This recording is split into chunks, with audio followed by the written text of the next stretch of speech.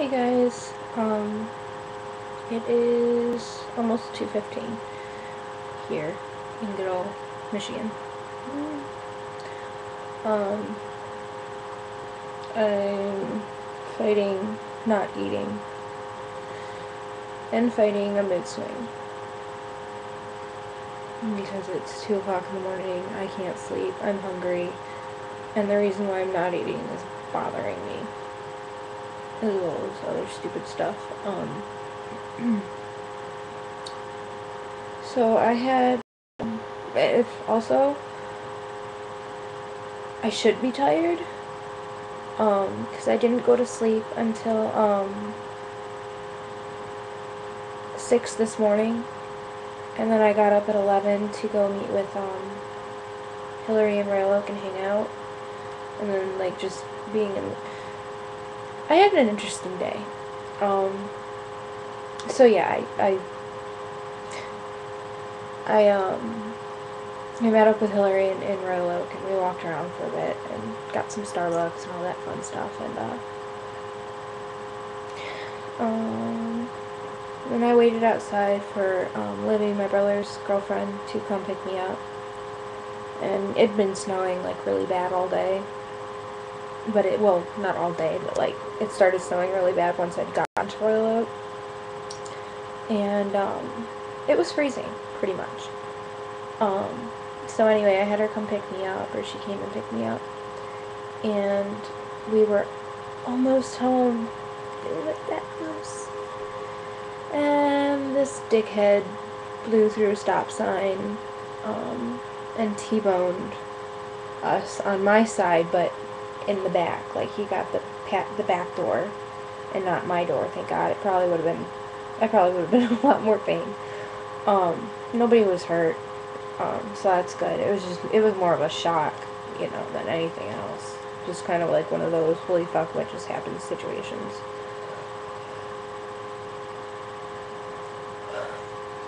I'm tired, but I'm not tired enough to go to bed.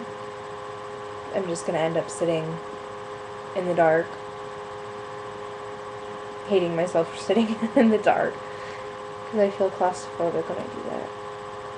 And I'm so freaking hungry. But it's 2 o'clock in the morning. And, for those of you who don't know, when your metabolism slows down at nighttime, so when you eat, it takes longer for the food to digest and metabolize, etc., etc. So it's really unhealthy. And it may seem kind of goofy of me to be like, oh, yeah, big deal, it's food, whatever. But I'm one of those people that have issues, and brain issues, and I let the little shit like that get to me. And it doesn't help really that I had a brother who pretty much made it a point every day to tell me how ugly and fat I was. So that tends to wear one's self-esteem down a bit.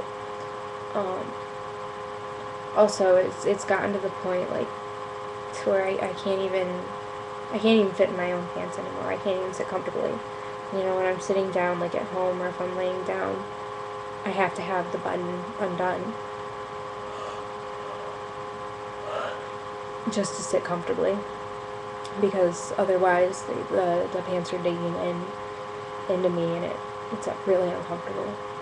And this is probably actually the most I've ever weighed.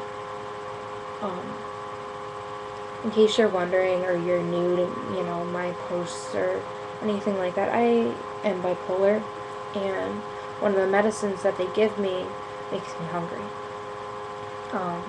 Insatiable, pretty much. I could, if it's not nailed down, I will eat it. And it also makes me sleepy. Anywho, I'm off of it now, which is why my sleeping pattern screwed up, and because my sleeping pattern screwed up, because I kind of just didn't wean myself off the medicine and just kind of stopped taking it, my body's not used to going, you know, like it's not used to going without as much food. Now that I've been on the medication for probably 6 months, and it's used to having it help me fall asleep, which hasn't been happening. So my body's all fucked up right now. And as much as I really want food, I don't want to weigh 160. Actually, it's probably more than 168. It's probably closer to like 170, 172, going off of like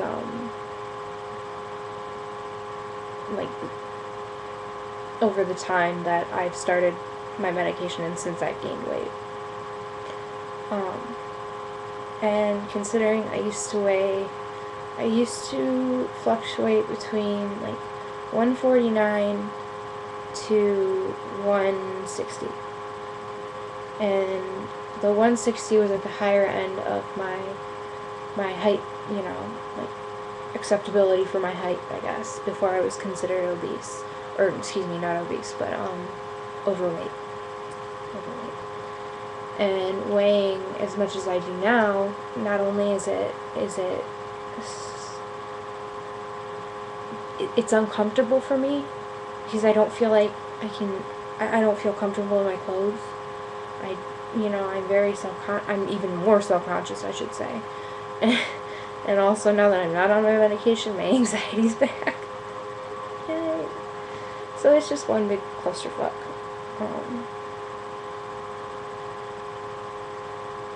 You know, that's just been getting at me. Today I was waiting for Hillary at the bus stop, and I met another girl whose name was also Lauren, who was also born in March, who also has bipolar and OCD and anxiety, but she also popped pills. And having had my uncle pass from an overdose, I always mention him to other people. If they tell me that they're addicted to pills, well, drugs of any kind, you know, I let them know. You know, my uncle died however long ago, 4 months right now.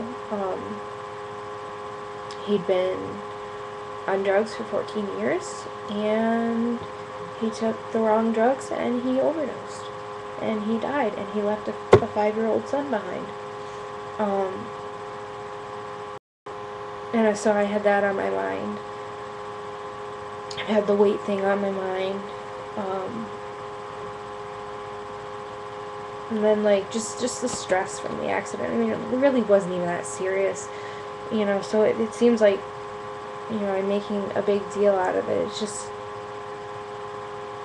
I'm not used to the amount of stress anymore. Like, I've gotten used to not having to deal with it and not necessarily not having to deal with it, but not having it be so bad. And having it just all come back.